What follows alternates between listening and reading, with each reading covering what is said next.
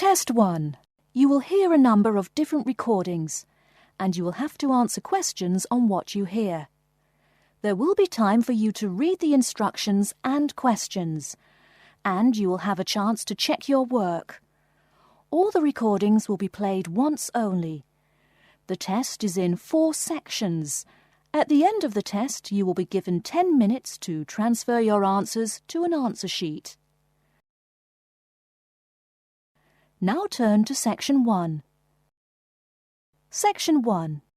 You will hear a conversation between a clerk from a moving company and a woman who wants to relocate to the United States. First, you have some time to look at questions 1 to 6.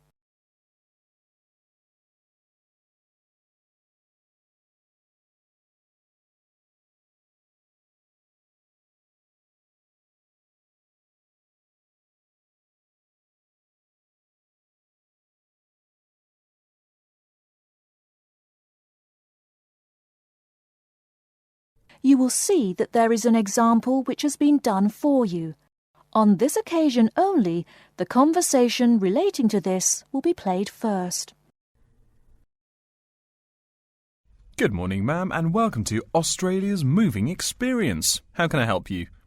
Well, I hope you can help me. I'm so up in the air right now. Just calm down now. Let me guess. You're moving and it has you a little confused. That's it exactly. You see, I'm relocating to the United States next month, and I'm having a hard time getting organised. Here, fill out your name and address and let me ask you a few questions. Oh, what should I call you? My name is Jane Bond. The woman says that her full name is Jane Bond, so Jane Bond has been written in the space. Now we shall begin. You should answer the questions as you listen, because you will not hear the recording a second time. Listen carefully and answer questions 1 to 6. Good morning, ma'am, and welcome to Australia's moving experience. How can I help you? Well, I hope you can help me. I'm so up in the air right now. Just calm down now. Let me guess. You're moving and it has you a little confused. That's it exactly. You see, I'm relocating to the United States next month, and I'm having a hard time getting organised. Here, fill out your name and address and let me ask you a few questions. Oh, what should I call you? My name is Jane Bond. OK, Jane, first of all, what's your work phone number? In case I have any questions about things. My work phone is 9463 550. But please try not to call me too often there. My boss hates personal calls. So does mine, ma'am. So does mine. And what address should we ship your things to? My new company is letting me stay temporarily at 509 Clark House. That's Clark. 1137 University Drive in Seattle. Seattle? Beautiful city, I hear. Mountains right beside the ocean almost. Cooler than Australia too. OK, and when should we come pack your things? I guess that would be on Monday, March 11th. Do you want any help with an after-packing clean-up? We do that for a small additional charge. Yes, that would be helpful. I promised the landlord I'd give her the keys back by 5 p.m. on Thursday the 14th. Great. We'll just schedule the clean-up for that day. That way, the place will smell clean and there'll be no dust. Well, you do think of everything. Oh, how much is this going to cost? Here is a list of our basic prices. Oh dear, this seems rather expensive. Yes, ma'am, but you're paying for the best. We're careful and we're fast. Like we say, the only thing we break are speed records getting you moved. Well, maybe that's so. Oh, I nearly forgot to tell you. I don't want my furniture shipped with me. I won't be looking for an apartment till after I arrive in America. Would it be possible to put my furniture in storage here for a month, then have it sent along later? Of course, we do that all the time. A couple of other things. Here at A Moving Experience, we try to pack your things logically. We don't just throw stuff in boxes. Before you hear the rest of the conversation, you have some time to look at questions 7 to 10.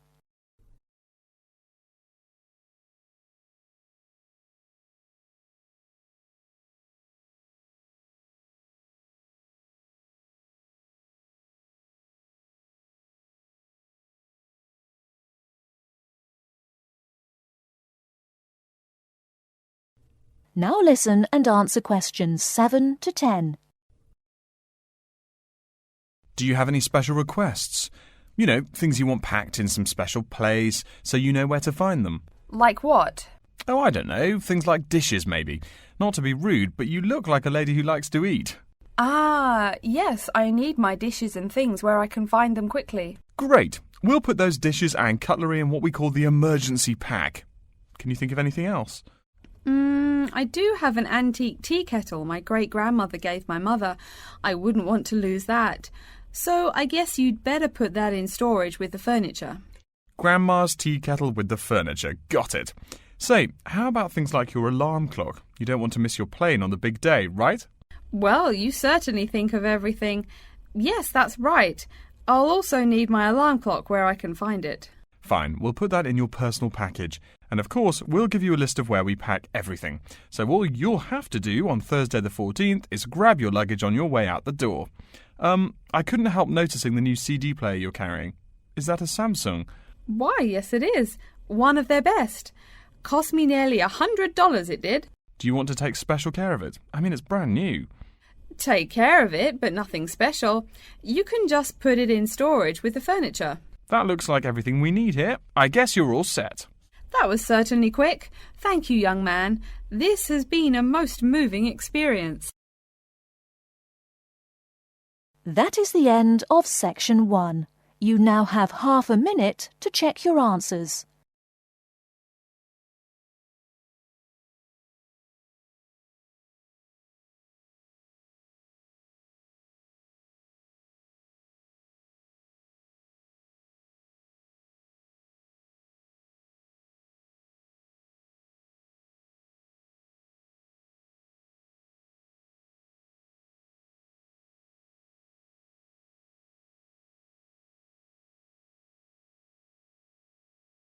Now turn to Section 2.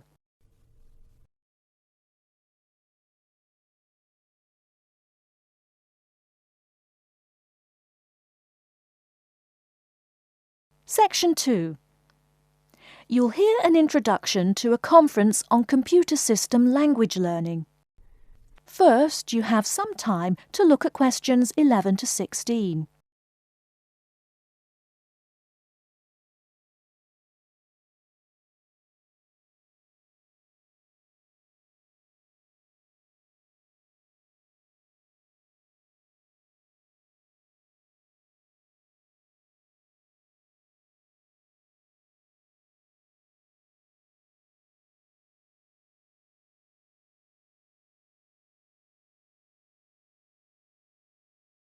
Now, listen carefully and answer questions 11 to 16. Good morning, everyone, and welcome to the second annual Wallabaloo Conference on Mastering Computer Languages. I hope you all had a good trip. Before we get underway with today's programme, let me fill you in as to what's on tap for tomorrow, Sunday, February 19th. At 9 a.m, right here in the main hall, we'll be hearing a lecture from Dr. John Smith about computer as teacher. Professor Smith from the University of Melbourne is a world-class expert in the field of computer-assisted education, and his talk promises to be both stimulating and informative. Immediately afterwards, at 10:30, there will be a presentation of papers by various delegates. That, however, will take place in the garden room on the ground floor. If you don't yet know, the garden room is also called the ballroom and will be gathering at the west end, the slightly raised area called Level 2. Just look for the crowd. If you get lost, there are signs in the foyer. After all that thinking, talking and listening, I expect everyone will be a bit weary. So at 11:15, there will be a break for coffee, cookies and other light refreshments. These will be available at the aptly named refreshment stand, placed by the door back here in the main hall. Also, if you choose to skip the formal lunch, you can buy a packed lunch at the stand for a reasonable price. I strongly urge you, however, to join us at the formal lunch.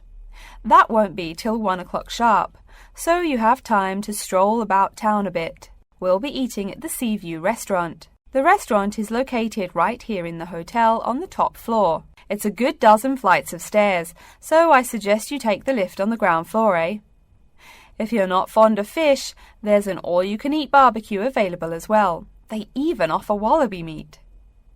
After lunch, we'll troop back downstairs to level 2 in the ballroom for the presentation of further papers, which will begin at 2 p.m. Please try to be on time. I know you'll be a bit tired after lunch, but the ballroom echoes so with people coming in late. Thank you in advance. Once we've heard the papers, we'll break for afternoon tea at 3:10 p.m. No need to walk. The manager of the refreshment stand has graciously agreed to have tea served in the ballroom. He's even promised us some special scones, baked from a recipe of his dear old Scottish grandmother. Then, tea being drunk and scones munched, we'll retire here to the main hall for some closing remarks and questions. So, by 5 o'clock, we should have the conference wrapped up. But the fun isn't over. This is Australia, mates. We'll be flocking to the hotel's own Palm Lounge on the east side of the foyer for an informal reception. You can relax, mingle with the other delegates, and let your hair down a bit. This will run from 5:10 to 6:10, though you're free to stay as long as you like. The lounge manager has informed me that for the duration of the actual reception, you can have all-you-can-drink beer for $20 with purchase of an advance ticket. Before you hear the rest of the talk, you have some time to look at questions 17 to 20.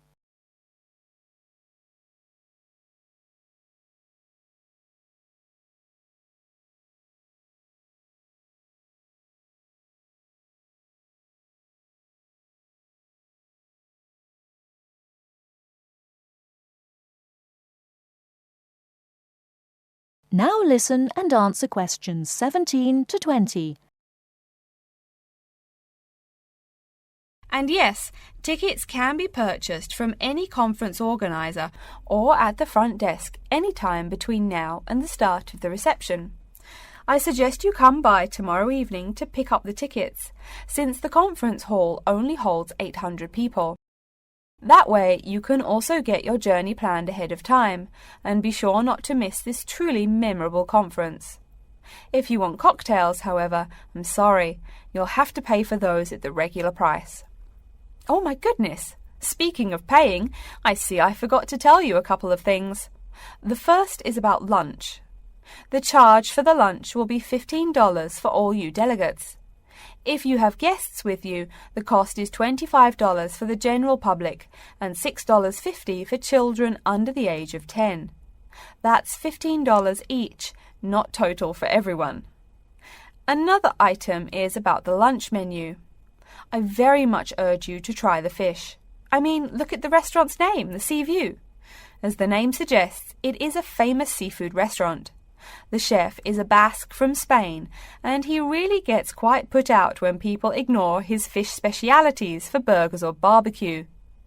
If fish isn't your thing, though, try the steak. He makes an exquisite filet mignon topped with blue cheese and mushrooms. Finally, if you'd like to buy a ticket, you can have both lunch and unlimited beer for $35. I should have mentioned that earlier, but I am a bit forgetful. Maybe I should avoid the beer after the conference, eh? Well, I've said my bit. Are there any questions? That is the end of section 2. You now have half a minute to check your answers.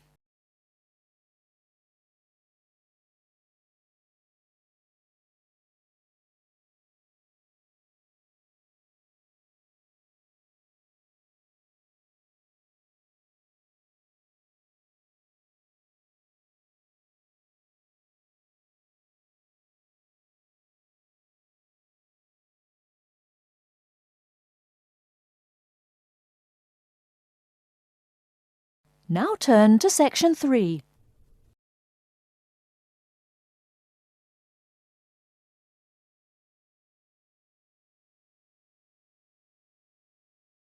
Section 3.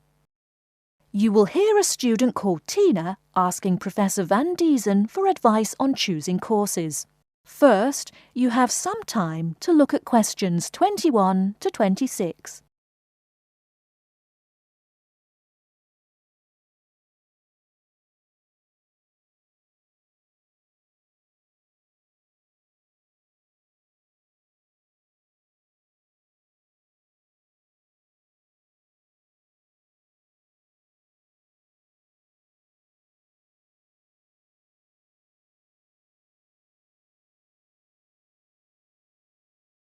Now listen carefully and answer questions 21 to 26.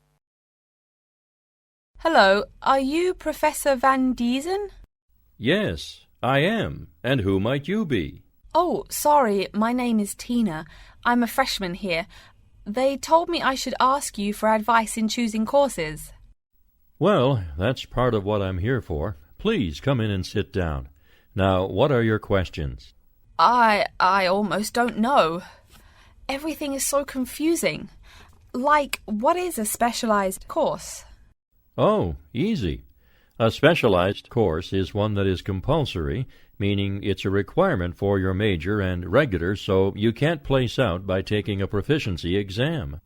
That sounds pretty strict. Then what are all these general courses? I seem to have to take so many. Nothing to be alarmed over. These are courses open to all students and not directly related to your major. The university offers these general courses to choose so that you can become more well-rounded individuals. For example, I see you're a microbiology major, so it might be a good idea to take some literature or history courses so that you can know something besides all science. You mean these courses are like for fun? That might be one way to look at it, but don't tell the literature professor such a thing. Think of a general course as the opposite of a specified course. A specified course is one that pertains directly to your major. So, can I take any microbiology course I want? Let's see. Oh, those courses used to be open to microbiology students only. The good thing is now it's open to students on a flexible schedule, so it's not only for full-time students. So the answer is yes, if you have the instructor's permission. May I ask you why you chose microbiology? Well, I also like plain old biology too. You know, full-size animals. I might even become a veterinarian. Could I take some biology classes? Well, they are open to full-time students only, which I believe is what you are. I don't know how a freshman would get along with microbiology, though. I mean, most of the students presently looking into it are from off-campus. Off-campus? Yes, you know, people who use it in their work at hospitals, laboratories, even a police detective. Why did you choose microbiology, if I may ask? I don't think you quite answered that. Well, eventually I want to be a doctor. At least my dad tells me so. If I may say so, young lady, you seem a little uncertain. Still, I think that might be a good idea for a career. Of course, if you're thinking about being either a doctor or a vet, you should take some medical science classes before you even think of applying to med school. Great! What should I take? There is one small problem. The new medical sciences building is under construction, so there are no experimental facilities available until next year. I'm afraid you'll have to wait, but don't forget to take those courses at the first opportunity. Oh, bummer. Is there any other course you'd recommend for someone like me? Well, since you seem to like animals, have you ever thought about looking into environmental science? No, I never really thought about it before. Is it worthwhile? Quite. In fact, it's the fastest-growing subject on this campus. Before you hear the rest of the talk, you have some time to look at questions 27 to 30.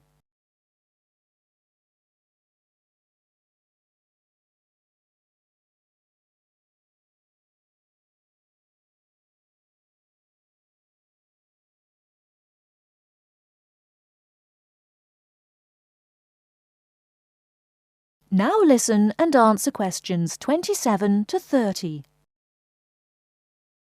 I'm sorry, I couldn't help noticing the long list of classes you've written out there. May I have a look? Oh, sure. Medical science, statistics, laboratory techniques, medicine, mathematics, computing. My, a bit of everything here. Is it too much? For your first semester, yes. What I suggest is starting out by taking the compulsory courses. Like we said before, the medical science can wait. Consider taking that in your sophomore year. I think I'd put off computing, too. I recommend to all freshmen that I talk to get the compulsory mathematics out of the way as early as possible, so take that one. It'll be one less difficult course you have to focus on when the science lab opens next year and you have to catch up on classes like laboratory techniques. Your major also requires statistics, so you have to balance 2 math classes, and no doubt you should take that. Otherwise, get your required medicine course out of the way by taking something theory-based. Oh, of course, and your environmental science class, if you're interested. The others can wait, though I think computing is definitely a good idea, even though it's not required. I see, too, on your paper there you seem to have had high marks on the entrance exam. Yeah, I guess so. Don't be shy. Have you thought about applying for a scholarship? Do they have any? I mean, my dad is always complaining about how much money it costs him. In your department there are actually 3 full scholarships available. They cover tuition and provide $1,500 cash. $1,500 cash? Party! Please, miss, the money is intended more as a textbook allowance, not party money. If you promise to behave, I'll show you how to apply. Great, and thanks. That is the end of Section 3. You now have half a minute to check your answers.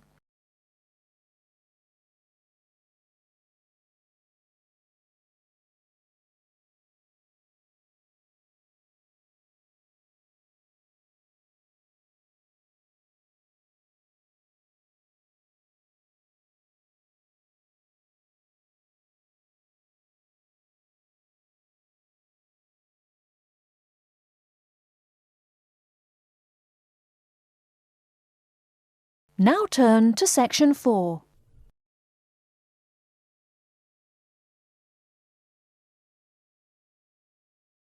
Section 4.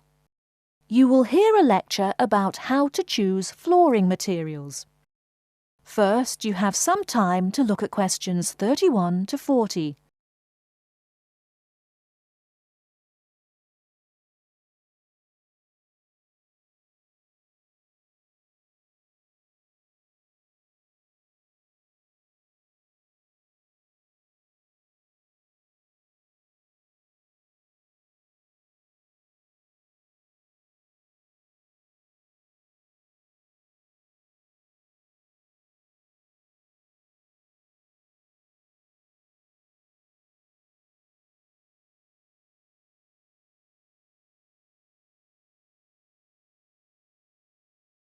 Now listen carefully and answer questions 31 to 40.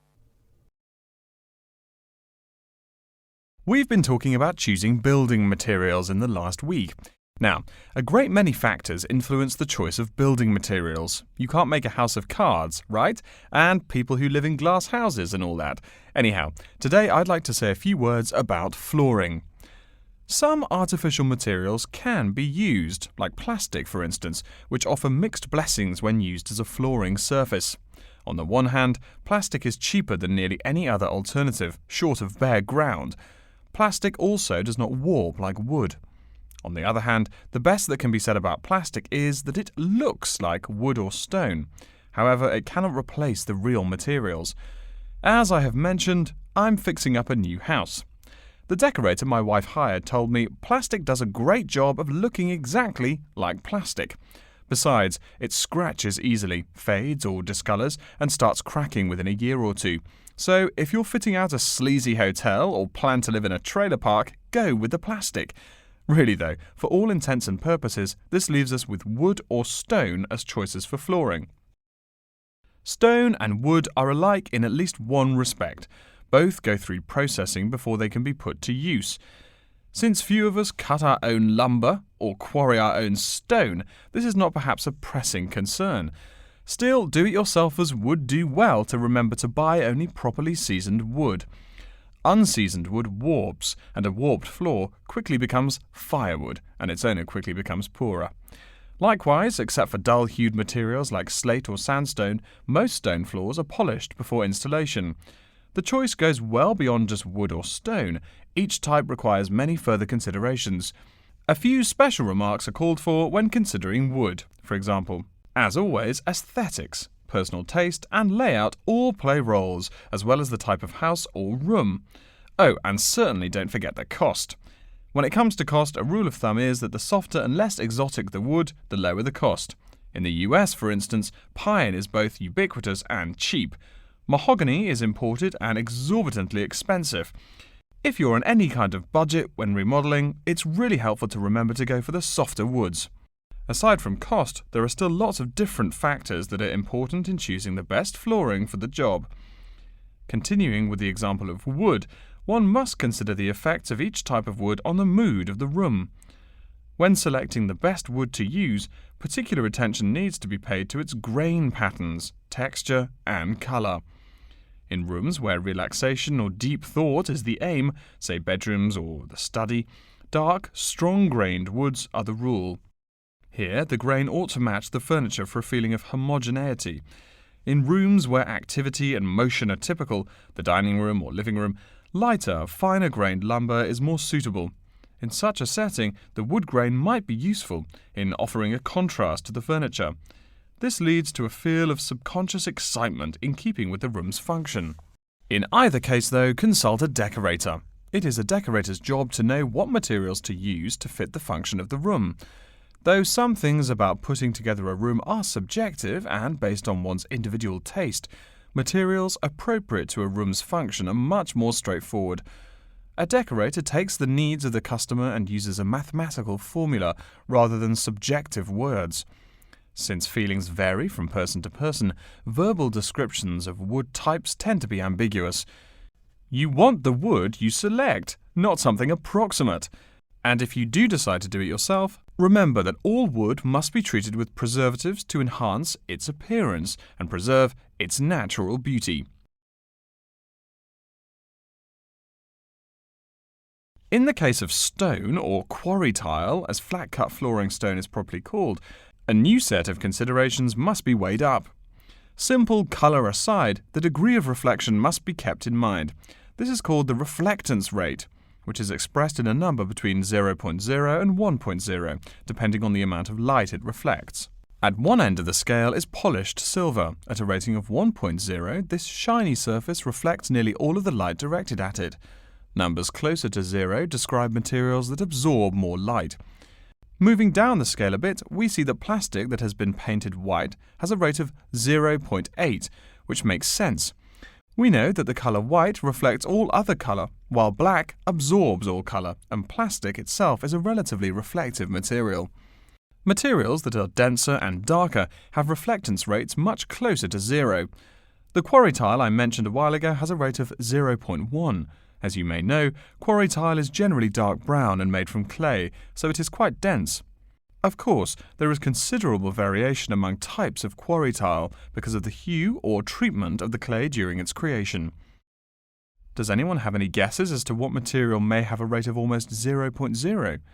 We can guess most of these materials are black in colour, but plastic, wood and even stone reflect some light. One material with a rate of almost 0.0 is black velvet. The texture produces almost no shine at all. Carrara marble, despite its white hue, is actually lower in reflectivity than black onyx.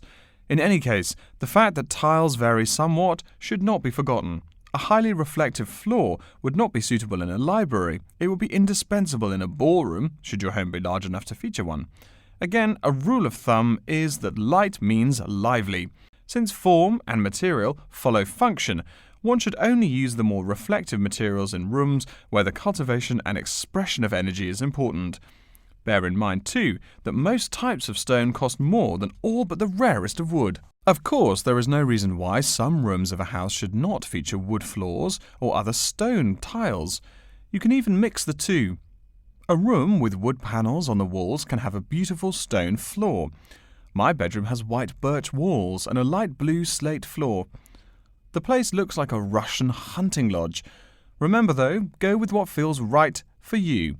Good taste and the laws of interior design are the homeowner's servants, not his master. It's only beautiful when you decide it is. I mean, you're the one who lives there, not the decorator, right? Okay, are there any questions? That is the end of section 4. You now have half a minute to check your answers.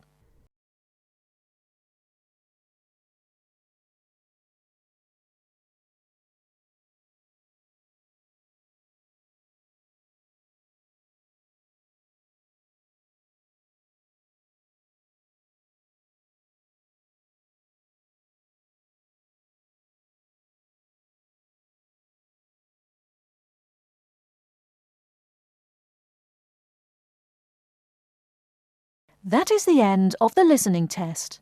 In the IELTS test, you will now have 10 minutes to transfer your answers to an answer sheet.